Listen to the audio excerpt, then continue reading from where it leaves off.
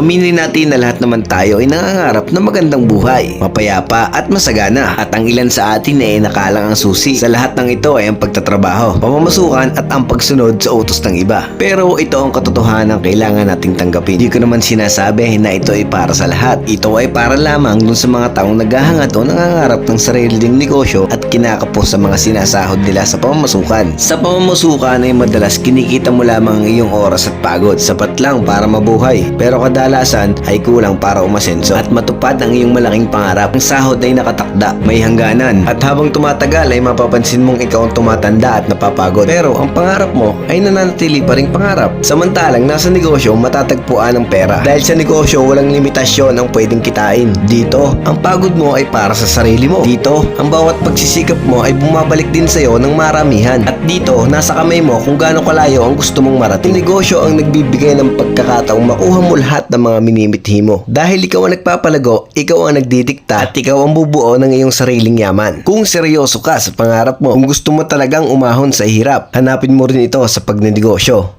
Huwag lamang sa pagtatrabaho.